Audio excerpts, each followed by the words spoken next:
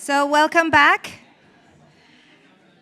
We hope you had a refreshing break, although quite short, I know. But we'll make up for it with a longer lunch, I promise. And now, let's dive into our next session, in which our focus will shift to frameworks for citizenship, education, and common European values. We are very fortunate to have a distinguished speaker who will address key aspects of this topic before we engage in a insightful panel discussion. Our next speaker is Mr. Villano Qiriazi, Head of Education Policy Division of the Council of Europe, who will share with us his thoughts about creating a European space for citizenship education. Thank you, Mr. Qiriazi.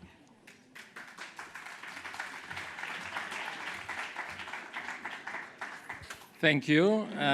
So it's not anymore good morning, good afternoon. I'm not going to focus this presentation on the reference framework for democratic culture. I will mention in my presentation, of course, but many of you know already the reference framework for democratic culture and the 20 competencies in the butterfly: values, skills, attitudes, knowledge and critical thinking. What I'm going to show you today is mainly what happened this year, but mainly last week in Strasbourg, on the occasion of the 26th session of the ministerial session that we had in Strasbourg. So the work or the involvement of the Council of Europe with regard to citizenship or democratic citizenship education is not new. It started back in 1997 with the first summit of heads of state and governments, and at that time, Europe was not the Europe that we have today in 2023. We didn't have war at the time. Now we have war. And so the situation is completely different. This morning, from different presenters and speakers, you had a good overview of the challenges that education systems are facing today. We have tried along these 25 years to give some answers to educators, to practitioners, to policymakers, with mainly a very long-standing commitment to democratic citizenship education in the Council for almost 25 years now, and with two key instruments that are the Charter on EDCHRE, on Education for Democratic Citizenship and Human Rights Education, that was adopted in 2010, and in 2016 on the Competence Framework. Now, following also what was said by previous speakers, last week in Strasbourg, we moved to another step, and then I will show you what were the discussions, or the content of the discussions in last week in Strasbourg. So this year, for the fourth time, the heads of states and governments had the fourth summit of the organization in Reykjavik. And then the Reykjavik declaration, or in Reykjavik, heads of states did mainly two things. One, which is very much related to the situation in Ukraine, with establishing a new partial agreement on a risk register for all the damages that Russia, through the war, is doing in Ukraine. So this was the big, let's say, topic. But the second one was a declaration, and that heads of states called it United Around Our Values, and also the adoption of the 12 principles for democracy. We call them Reykjavik principles. And then one of these 12 principles is very much related to education. And so heads of states and governments, they asked the education sector to work in order to ensure or secure a future democratic, a democratic future for all the new generations. So, and they asked precisely the education sector to work on education for democratic citizenship, on education for human rights, and also on the culture of democracy, which is the central piece of the competence framework. Now, 3 months later, the ministers of education last week in Strasbourg, they first adopted a new strategy for the Council of Europe from 2030 that is called Learners First, educating for today, but also for tomorrow's societies. And then the strategy is organized around 3 pillars or 3 priorities. One on the renewal of a civic mission of education for all levels, from primary to higher education and lifelong learning.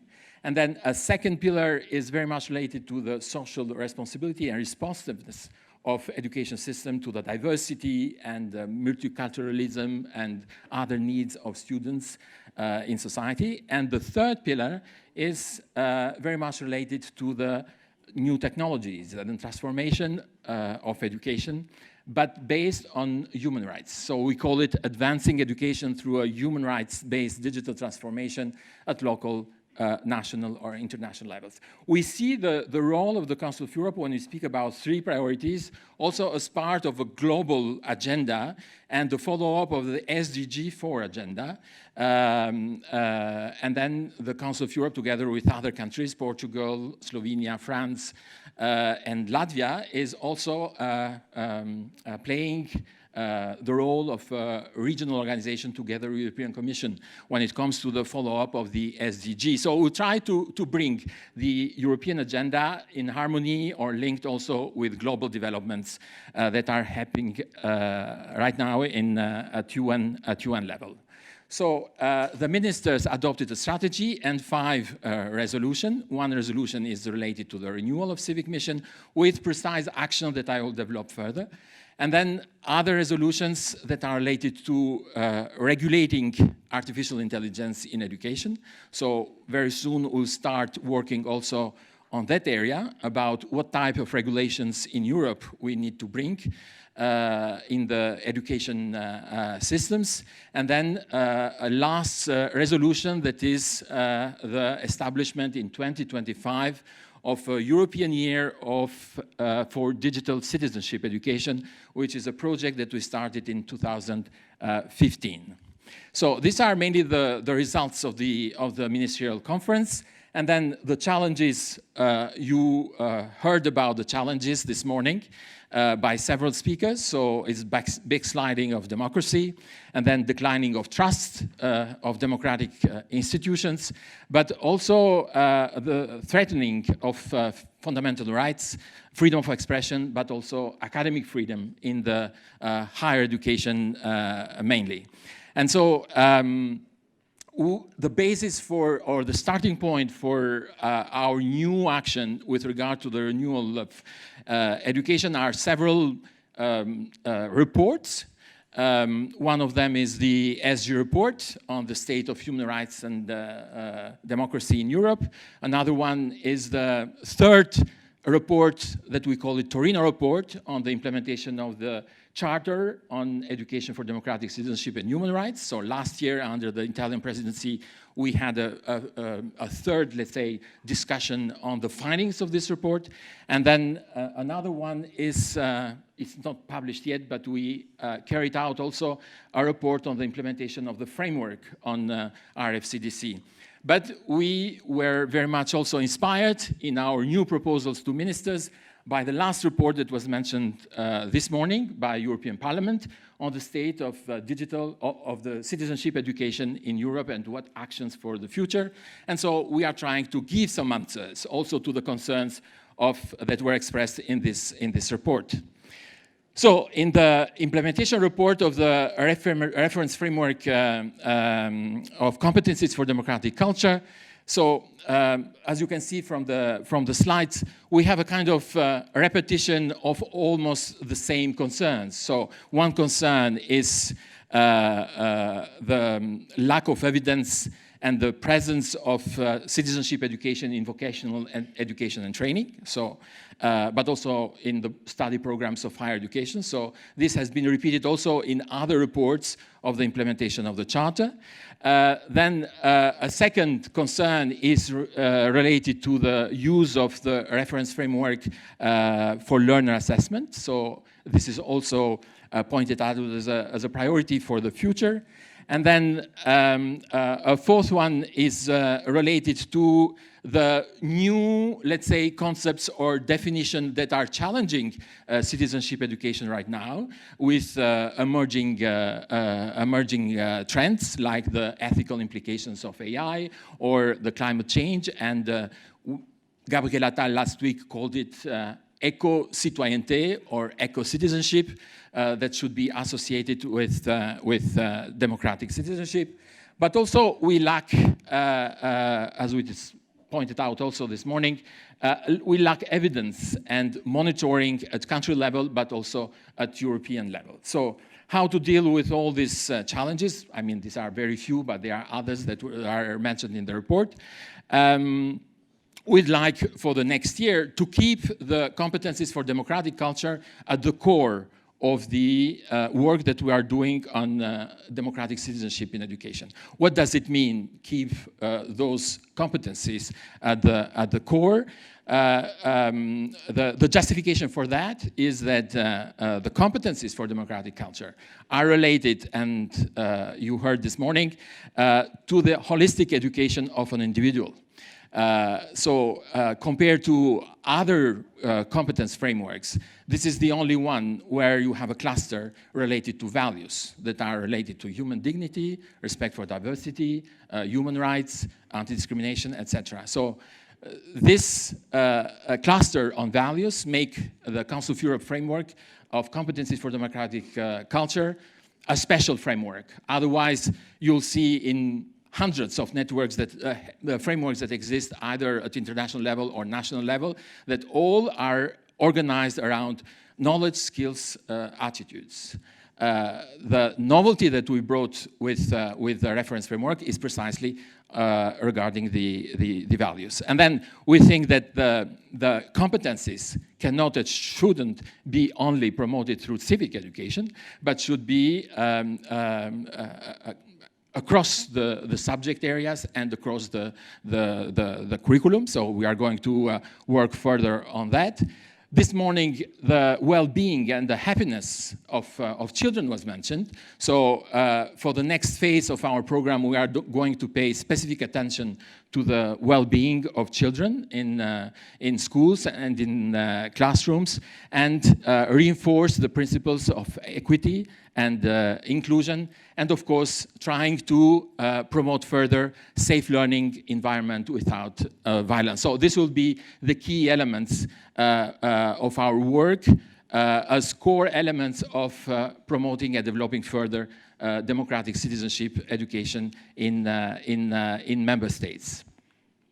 Now, when it comes to the renewal of democratic mission as a first pillar of our new strategy, the first task that ministers last week gave us is to work towards a new framework convention for European citizenship education space. So, as you might know, the Council of Europe is a treaty body organization. So, treaties, agreements, standards are our raison d'être in a way. After 25 years of work in the area of citizenship education, after so many implementation reports, and taking into account the new challenges and future challenges, but also what's happening right now in Europe, the Education Committee is proposed to ministers last week to work towards a framework convention. What does it mean, a framework convention in the Council of Europe? A framework convention is a convention that would bring member countries or member states or member state parties to a given convention united around a set of principles or objectives, policy objectives to be followed, but also to set up a kind of cooperation scheme and also to bring evidence for improvements and further policy developments. So this will be the first task that we are trying to do with the Education Committee. Then other elements related to the renewal of civics in education are on a broadening of the use of RFCDC, and this is what my colleagues are doing on VET, but also linking competencies with other key challenges. Now, just a few words about this new framework convention. So what would be the idea behind this, this new binding instrument? First of all, it would be the major aim is related to the codification or codifying and strengthening existing Council of Europe principles of a European space that are very much based on fundamental rights and fundamental freedoms, but also democratic principles. Then to ensure quality, to interconnect and bring together several areas like formal education, non-formal and informal together under the same, let's say, umbrella, to reinforce multilateral cooperation, but also to build a follow-up mechanism for more evidence on progress and achievements. And my last slide is, again, with regard to the new framework convention. It will be an agreement on common European values and principles, and so states that would like to work together based on fundamental rights, freedoms, and democratic principles, and states that would like to promote these values, principles in their education systems through education for democratic citizenship, they will join this, convention. And in the convention, we would like to have two set of, we call them obligations, obligations to apply democratic values in their education systems that are related to freedoms, human rights, human dignity, cultural diversity, etc. And then some key principles to, that are related to democratic culture in education governance, etc., etc. So the idea is that now we need to bring more commitment, more serious commitment by member states on a given framework that would open new perspective for development for all European countries, including EU countries. Thank you very much. You can go back to your seat. Thank you, grazie, Mr. Qiriazi, for such a presentation on such an interesting topic. And after our speaker's presentation, which has provided a strong foundation for our discussions, we'll move on to the panel dialogue that will be moderated by Ms. Daria Arlavi, coordinator of the Working Group on Equality and Values in Education and Training from the European Commission. Daria, please.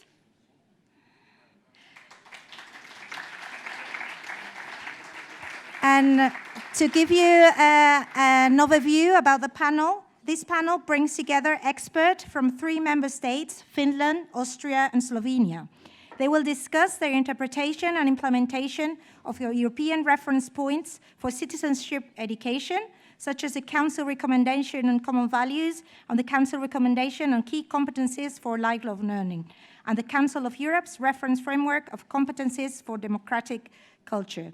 The experts will also discuss the extent to which EU-related topics are integrated into national citizenship education curricula and consider whether and how future EU action should contribute to overcoming unevenness of practice across member states. Okay, so Daria, the floor is yours. Thank you very much, Carmen, for the introduction, and welcome and good afternoon. Indeed, in this second panel, we are going to discuss some of the citizenship education-related issues in different member states this time. I am delighted to welcome today our panelists, and I will start from my left. With us today, we have Kristiina Kaihari, who is education counselor in the Finnish National Agency for Education. Then, right next to her, we have Doris Wagner, who is Director General for General Education, Vocational Education and Training in the Federal Ministry for Education, Science and Research. Was that correct? Great. And then last but not least, Aleš Oysteršek with us today as the Head of Education Development Sector in the Ministry of Education in Slovenia. So welcome to you as well. And to save time, I must say, well, first of all, apologies. This was horribly short introduction and not doing justice to your rich careers and expertise, which we are going to benefit from today.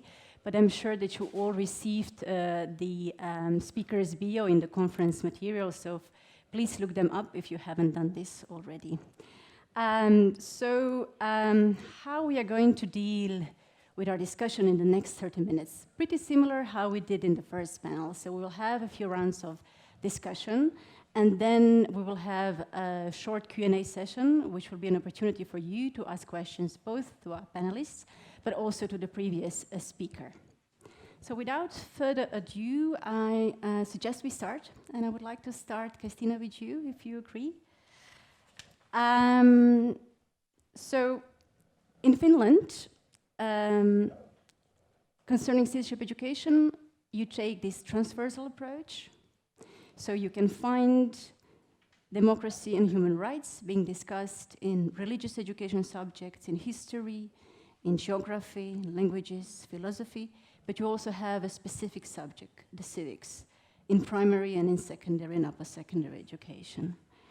And can you tell us and walk us through in 2 or 3 minutes how our values such as equality, equity, diversity, and also how democracy and how are these taught and how are these embedded in Finnish national curriculum?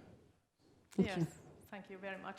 First of all, I have to mention that in Finland there is a wide consensus on our education system and among all the political parties that they are, even if the government changes, we do not change the curriculum. So there is kind of, this kind of consensus and quite a systematic means to develop the curriculum. And then coming to civics. Civics has been a compulsory subject in Finland for over 100 years. And for us it is normal that we have got a subject, civic subjects, besides of course history, where we are like holding then the grounds to teach civics as well as a subject. But if we think about the curriculum, first of all, the curriculum is based on these underlying values, which are raised many ways in the general part of the national core curriculum for basic education. And secondly, there are transversal competencies as well. And each of them are connected with other subjects, and they are taken in teaching and learning in different kinds of contexts and situations. And third is the subject-specific part of the curriculum. And if we think about the general part of the curriculum, it was drawn up on or taken in use in 2016 in Finnish schools. So it focuses on democratic values, positive cooperation, and inclusive school culture, meaning, of course, whole school approach where every teacher is civics teacher. And so it is like in all the school culture, it has to be like living democracy. And besides, the students are learning about democracy and all these institutions in Finland and internationally, European level, when they have got like civics subject. And we have in Finland given more resources for civics in 2016 when we started civics education as well for primary, 2 hours more there, and then we have got lower secondary and then in high schools like a compulsory subject. And then these transversal competencies, we have got 7, and 1 out of these 7 transversal competencies is participation, involvement, and building a sustainable future. And there is another, the name of which is cultural competence, interaction, and self-expression. And all these have got like the tasks and objectives. And since we have got a decentralized system in local level and in the school level, they have to somehow conceptualize these issues and think about how to teach and how to live with these issues. And I have to mention as well that teachers are so well trained that they know how to do it. All the teachers must have a master degree for decades, it's a bit like that, and very strong pedagogical training, so they know how to develop there in the local level and in the school level education. And then we have got, of course, very concrete objectives and core contents for to teach all these values and to take these into account in teaching and learning. Maybe the time is running, so I can't maybe say more. Thank you for being mindful. Thank you for being mindful about your time. Or whether you can hear me? Okay, great, perfect. So we will continue, but I do take with me, and we will discuss maybe a bit later about teachers more, but I do take this that every teacher is a civic teacher. I take this as a very important message, so thank you for sharing this. So moving on to Doris, some of the things that you heard today resonate with the things that you also have, knowing that you also say that citizenship education is an educational principle that applies to all education levels across all subjects. And you also did, I think 15 years ago or something, competence-based reform, in particular in regards to history and social studies and citizenship education. And then again, I think 7 years ago, another one when you upgraded. So can you walk us through like the main elements of citizenship education in Austria, please? Thank you for the invitation, and thank you for giving me the floor. Is the mic working? Yeah, I think so. As already mentioned, Finland has lots of elements that I can... Just to interrupt you, can you hear? Perfect. Yeah. Please go ahead. In Austria, I would like to focus on 3 pillars. You know, as already mentioned, my colleague mentioned, in Finland we have an own subject, and we do not only have it in general schools, we also have it in vocational education and training. And especially when it comes to apprenticeship training, we have a subject decades, you know, for decades. And I think that's the thing it should be. And as you already mentioned, we had lots of curricula design, new designing, and what we focused on lately was overarching topics. An overarching topic means that you not only address the topics in citizenship education, but also, as we already heard, in math, in science, in the languages. And we defined competences the students have to reach in languages regarding citizenship education, also in math and in science. So we kind of, years ago we had it very loose, you know, it was an option for the teachers to do it or not to do it. And we tightened that framework, and we kind of focused on specific competences that they have to address no matter what the subject is. Okay, better? Yes. So that's number 1, curricular design, an own subject and the overarching topic. And the second thing I would like to address is that we are giving the students a voice, you know. You heard it also in the morning to have the students on the school boards and ask them to actively participate. What we did lately is we actively gave them a voice in the curriculum design. So we asked them what they value about their education, what they think was good, and what they think needs improvement.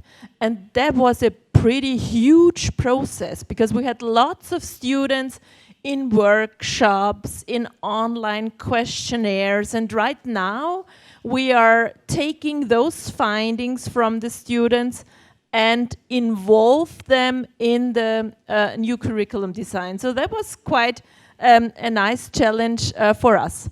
And the third thing we developed lately is a trust in science and democracy. You know, the pandemic brought different topics, and one of the topics in Austria was like the general criticism, what is science doing, what are we talking about, can we rely on that? So we are sending scientists and democracy ambassadors, apostrophe, in schools. So they talk about the subject, they talk about the strategies they do, they debate with students, and I think that's a pretty cool and new involvement.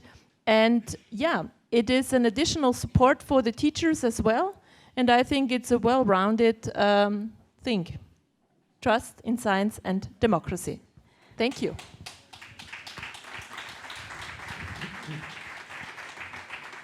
Thank you, Doris. Thank you very much for this. Can I turn now to Alish? So in Slovenia, there is a mandatory and also elective subject called in different names, but and it's also a cross-curricular approach that you are implementing. But what actually took my attention was that recently you have introduced an active citizenship module, and it was, I think, implemented last year, right, for the first time. If you can maybe share more about what is behind it, how it's thought, and do you assess it, and if so, how? Thank you. Thank you. Hello, everyone. So it is somehow modular, but the debate in year 2020 was to be a compulsory subject, but it was impossible through the debate. The finish was so it could be the compulsory, but other. So in upper secondary level, you have now the compulsory subject, then elected subject, and compulsory other. The other means that there is 35 hours of activities, and those activities are assessed formative, descriptively. So it's not graded, but the student should at the end show the results to show that he was or she was an active one, and understand the basic principles. Why it could not be a compulsory subject is also interesting, we heard today, because also the civic has to compete with other subjects, and the minister was not prepared on that well. So that's why it failed. It is somehow that it might be now the side dish, as Mr. Minister De Silva mentioned, but we believe it is maybe more as a start. So that something will happen in the near future in this direction, because this year was the first year of practicing that. And we have a close view what activities went on, and we have quite good idea what is good, and we will talk about the best ideas maybe later.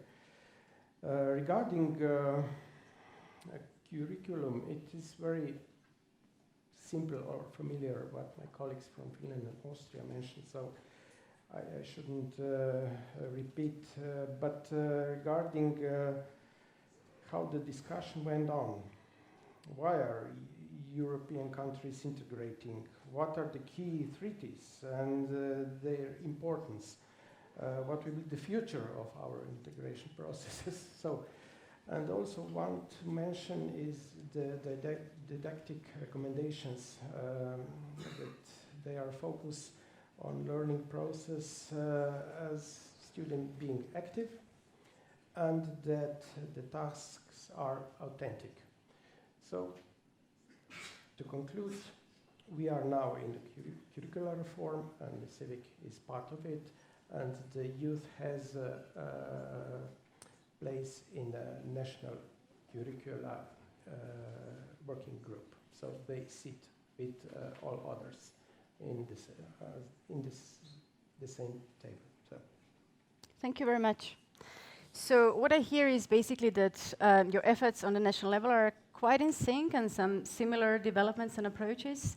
And it's actually also the message that came out of our discussion within the working group, and the one that you can also find in the issue paper that was mentioned earlier, and that is that the citizenship education is most effective when it's not taught only as a separate subject, but in this kind of cross-curricular manner embedded in all classes and subjects. But there is one thing I would like to maybe now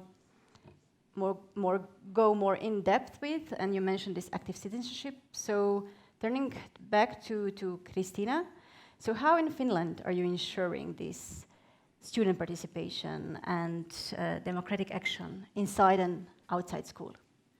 So it is compulsory in all the schools from primary level, starting from primary level to have school councils, and nowadays they have as well these kind of class councils, and there is kind of concept how from the first classes they are like using this concept. And then it is very important that all the pupils are active in their own work, in their learning,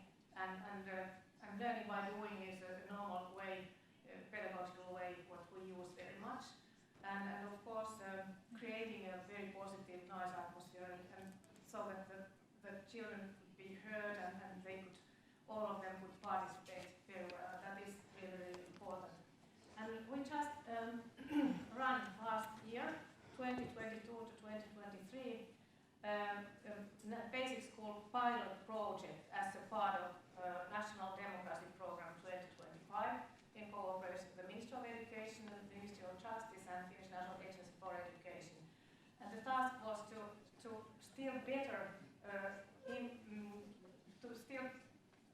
support better implementation of active citizenship, participation, and education for democratic citizenship and human rights in schools.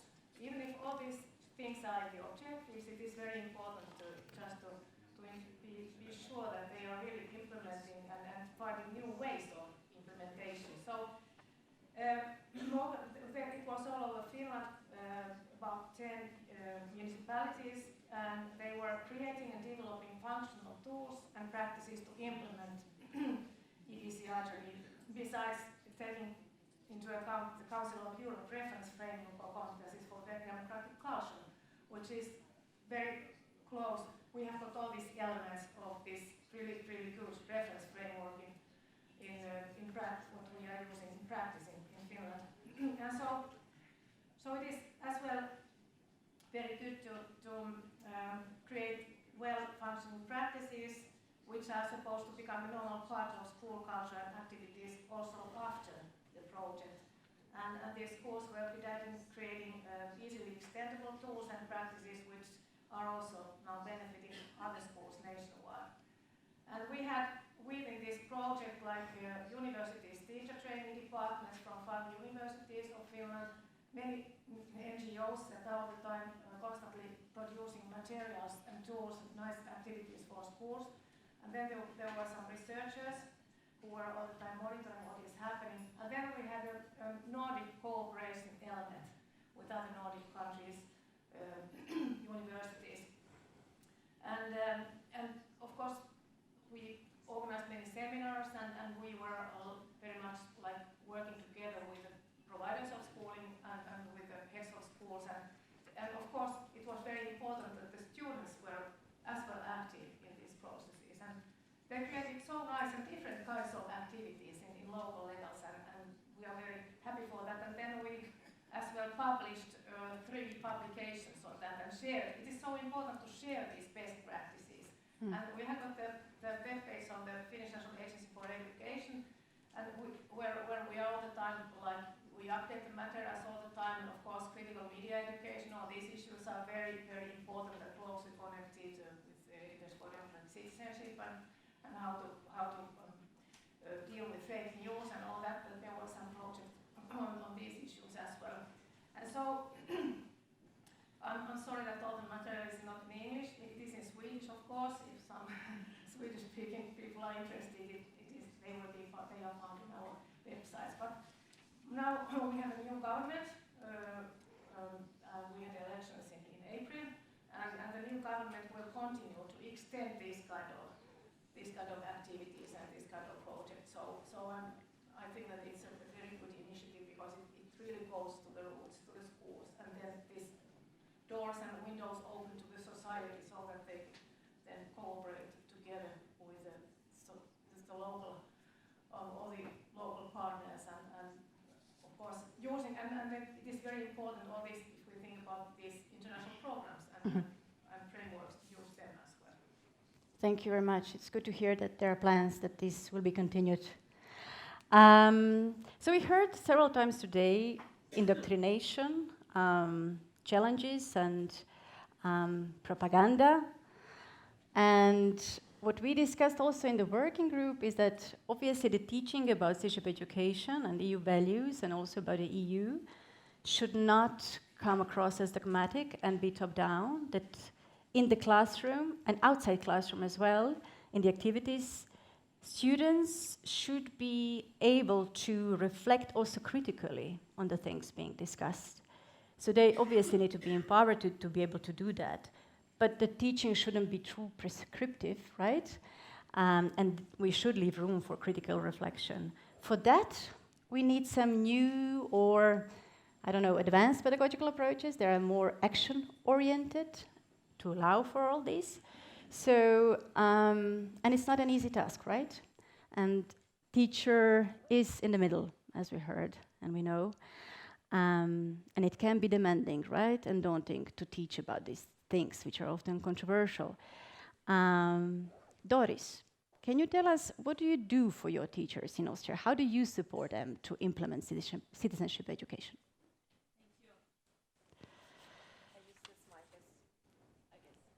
Is it working? Yeah. As I already mentioned, we designed a new curriculum, and now we have it in the 1st and in the 5th grade. So we're kind of moving up, and the curriculum is a piece of paper, you know, and there are lots of goals and competences and all the descriptions.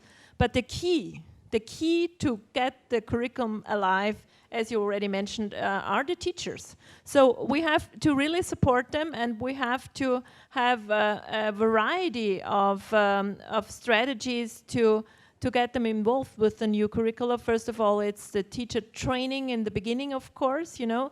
So all the curricula at the university level for teacher training, they have to be adopted as well, especially with the overarching topics, you know, how to go about it, how to do it in math, how to do it in science, how to include it in languages. So that's the first one. But we already have lots of teachers who are teaching for decades. So we have to kind of motivate them and bring them the new strategies to the classroom. So we decided to offer lots of workshops for the teachers so that they can really think about how they are gonna bring the new curricular strategy to the classroom. And especially because, you know, Austria, we have like center cities and we have the regions. And so we also did a massive open online course this time. So they can do the courses online, and they can set the date and the place where they're gonna do it. And I think that works out pretty fine.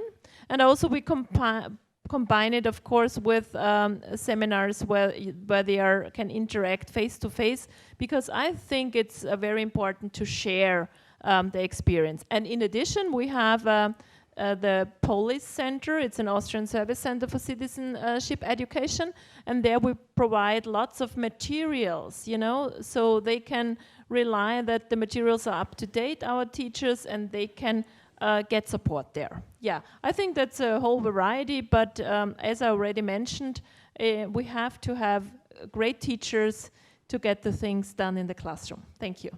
Thank you.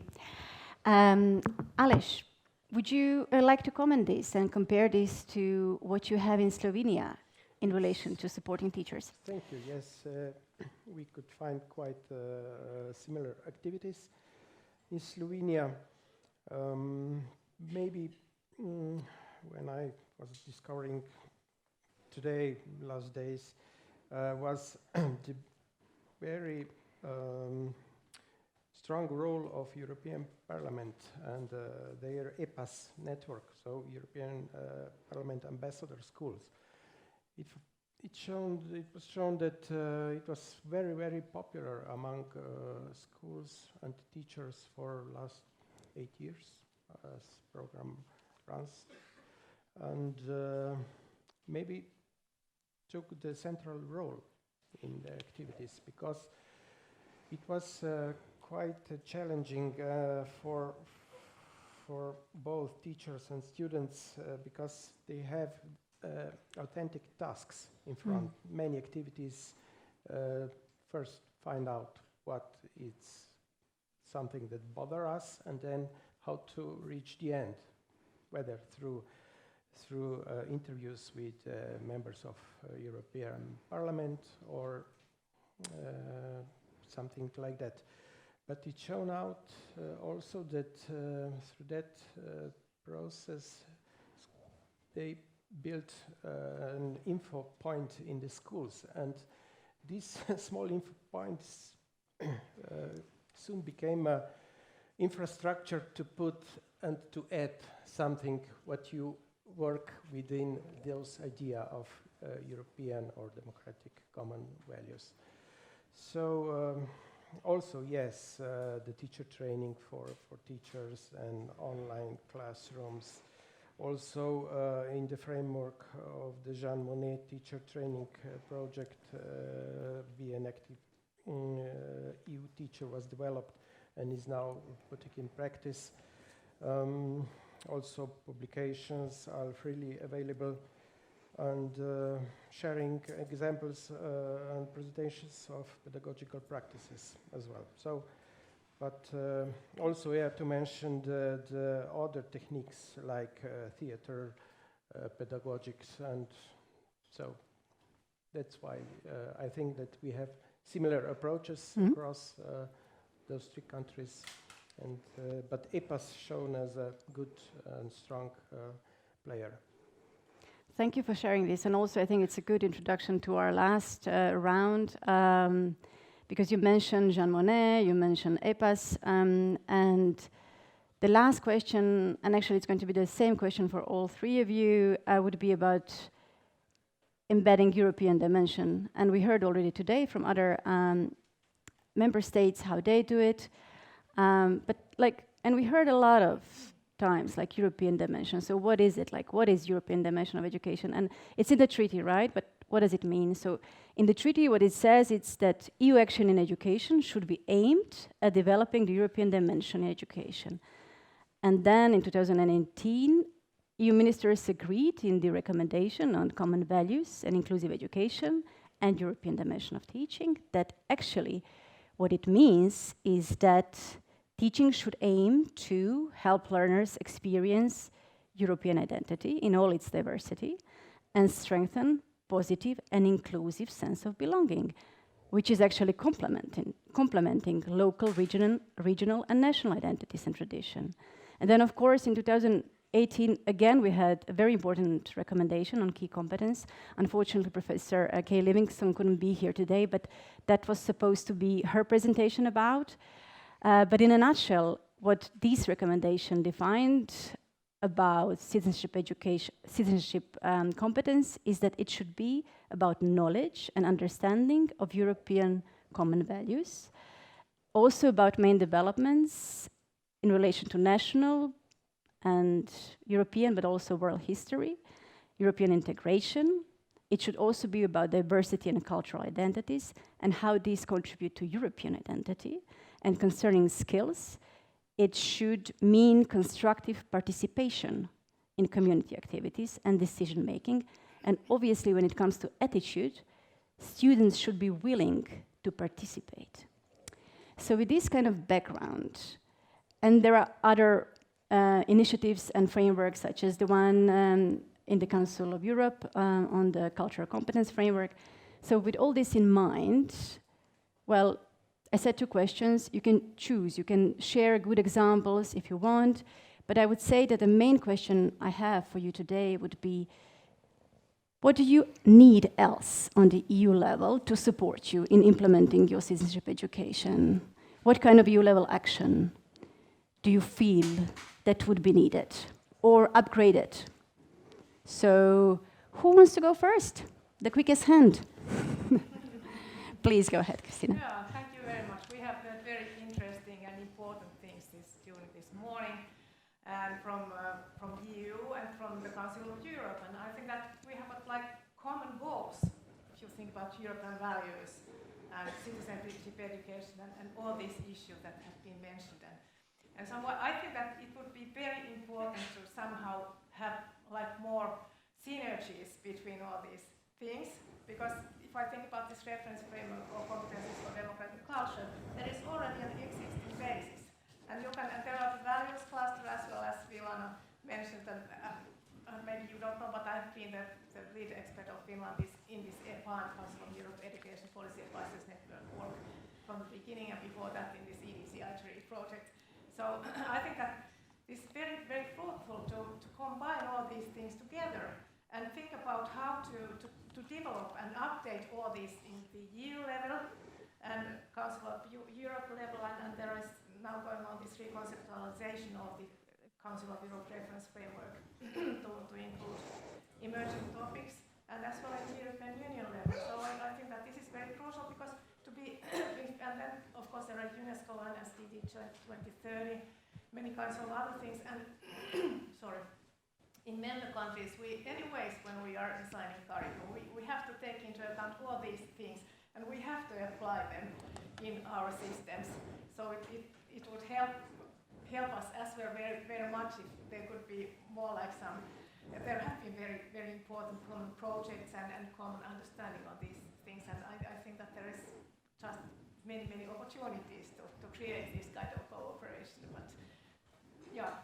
Thank you, thank you. But and then just to mention, of course, there are like e-twinning, this Erasmus Plus, and all these other opportunities, and then one, I'm thinking about Euroscola, which is very, very important, and I was thinking about that, would it be possible to create a kind of, same kind of concept, this kind of principles on this, like strengthening European values, democratic values, and thinking about this kind of opportunity to bring together pupils from different countries. Of course, there are already many, many kinds of other programs, but thinking about that a little bit, and so we could Great. Thank you for this. So I think our first takeaway is definitely more synergies. Yeah. Doris, maybe a reflection from your side?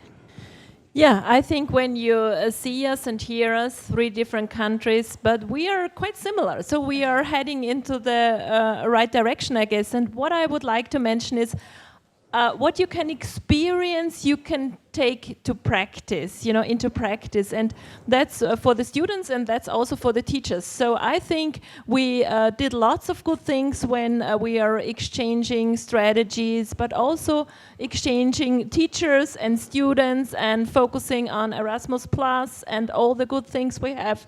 So we should keep the good work going, and if we work together, we will be united. And I think that's the most important thing, to have that practical experience, to go to other countries within the EU and bring all the good things back and reflect. I think it's a good way, but we have lots of work to do in the future too, I think. Thank you. Okay, Aleš, I think Mike was kind of thrown to you now, so please. Yes. As I mentioned before, and I will repeat myself now, support from the EPAS program would be very fine and nice. Secondly, the European Center for Modern Languages is something. Also, the infrastructure we usefully and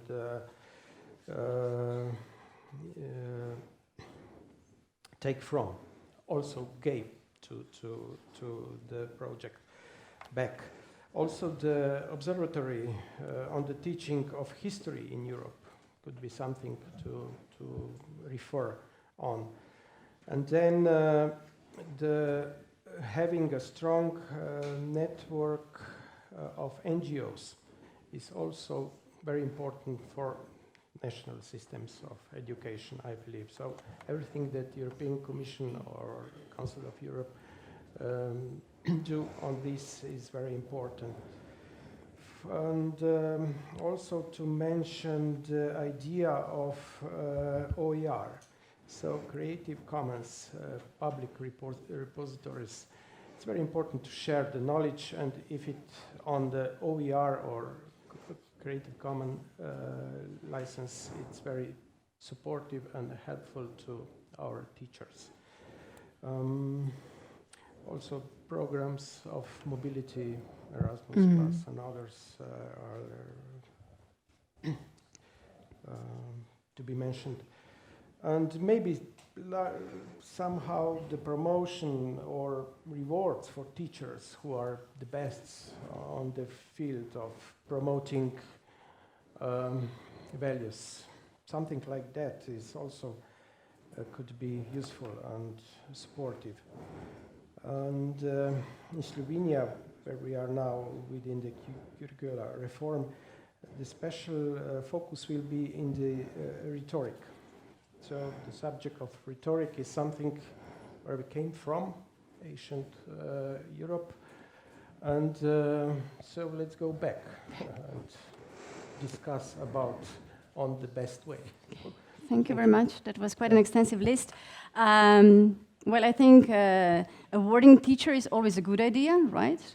And one thing that you mentioned is also NGOs. We haven't touched upon this in this panel, but the next session will be about cooperation with the NGOs. So You will be able to hear more about it, and I think there will be a lot of Spanish examples on that as well.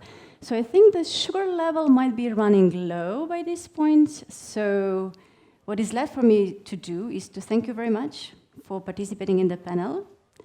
And now I think we are again in capable hands of Carmen to introduce Q&A session, right?